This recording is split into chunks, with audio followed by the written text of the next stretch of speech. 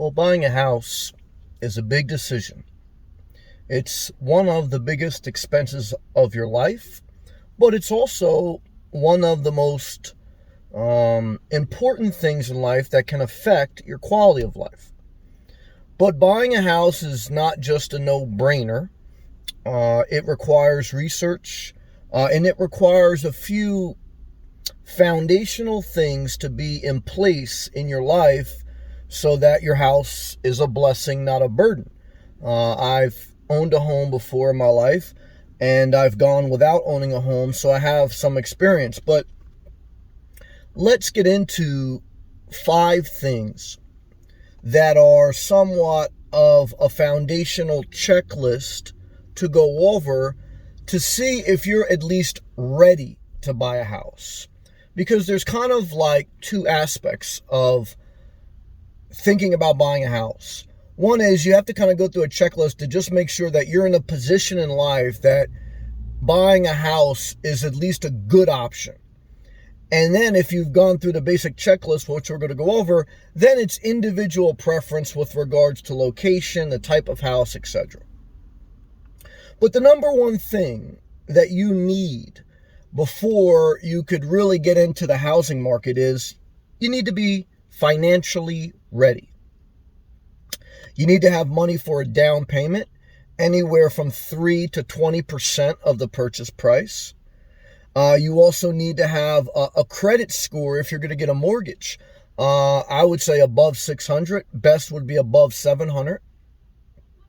And you need to have the associated money for closing fees, inspections, and not just the deposit amount, but also some extra funds for the initial buying the house, and if you're going to furnish it, if you're going to do any renovations, so that's a lot of money. If the average house right now in America is $350,000, and let's just round it down, let's say the average house is $300,000, 20% of that is $60,000. After closing costs and some furnishing, you may have to add another $10,000 or $20,000.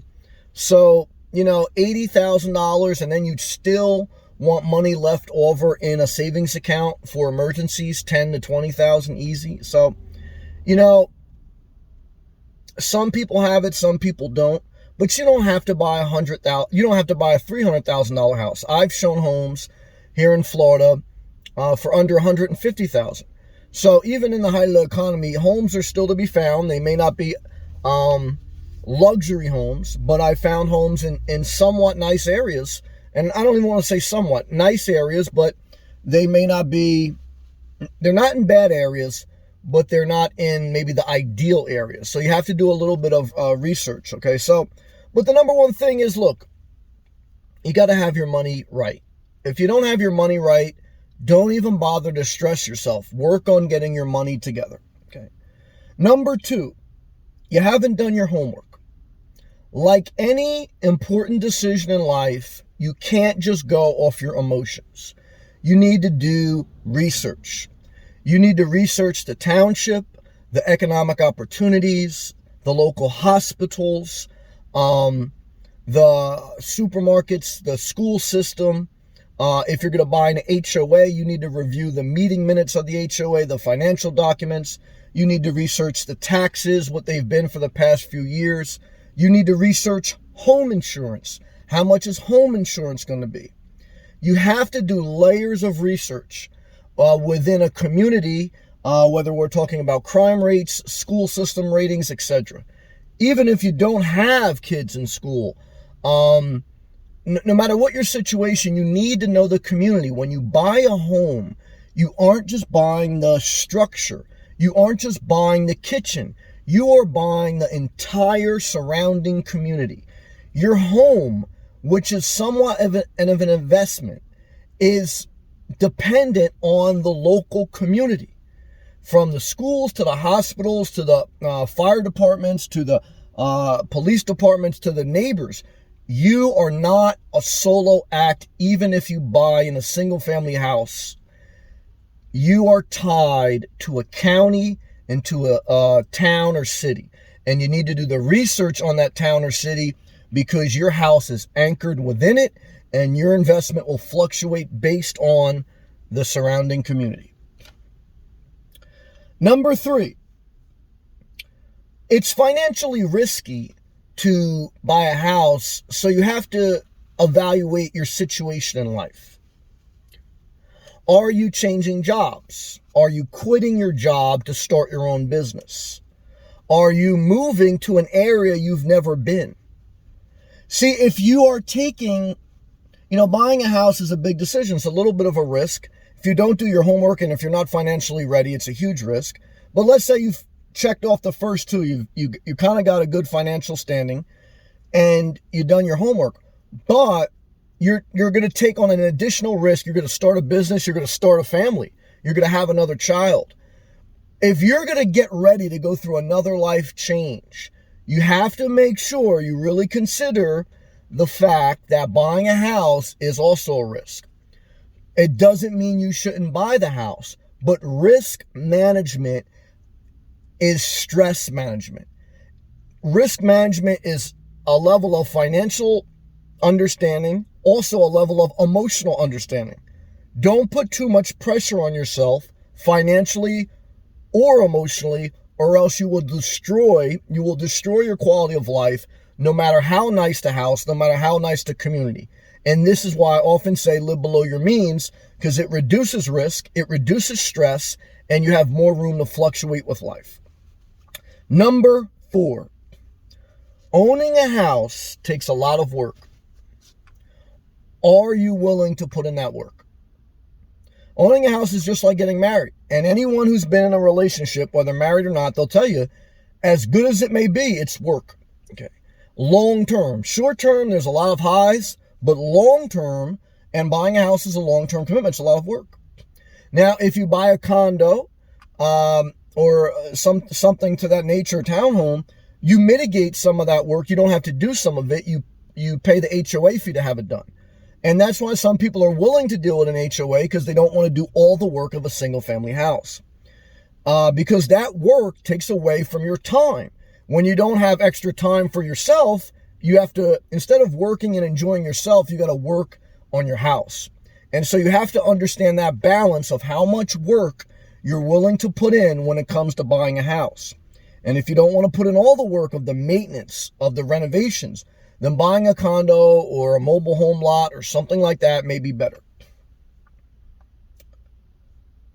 Number 5, home ownership limits flexibility. I've lived as a nomad for the past 4 years and I enjoy flexibility. That is simply the ability to change quick without having to answer to many, if any, people, and not have to go through bureaucracy to change my mind. When you own a home, the speed of change is slower. If all of a sudden there's a storm, let's just say literally, you can't pick up and move without securing your house. If there's a family emergency in another part of the country or world, you have to secure and tidy up your house. If your job relocates and you have to relocate with it, going through a sales process could be a month, sometimes years. I mean, no, we're in a great economy now, but your ability to change very quickly is limited when you own a home, especially if the economy is not booming. Right now, the economy is booming, so I know everyone says, well, you just sell your house, and now no one knows the difference. You put your house on the market today, it'd be sold within 30 days, max. But that's not always like that, guys. I'm only 41, and I've lived through a couple of recessions. But that's why owning a home is for when you have found an area you want to have lived, you're financially ready, you're living below your means, you've done the research, and you are willing to give up some flexibility for some stability, because at a certain point, it's live where you want to live or bust.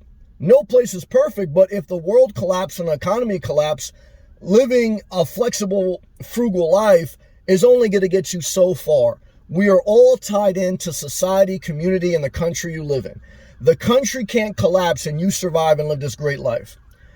Life doesn't work that way. So at a certain point, if you find an area you like, if you can figure out how to live below your means, it's not wrong to commit to that area because, you're not going to be able to hide from life. But you want to make sure that you have these 5 foundational principles in order so that when you buy a house, it's a blessing, not a burden. You mitigate risk, you understand what you're getting into, and you'll be better off for it. So hopefully this video helped. If it did, click that thumbs up. You want to support the channel, click that blue join button. Check out my playlist. And guys, girls, keep showing up. Why? Because the more you show up, the more success. Because effort is always rewarded with something. Laziness is always the cause of some suffering. And when in doubt, do something, okay? Because a body in motion stays in motion, and productivity leads to progress. Idleness leads to laziness. Laziness leads to depression and poverty. These are general things, but they're still somewhat pretty true. Thank you for watching. See you next video.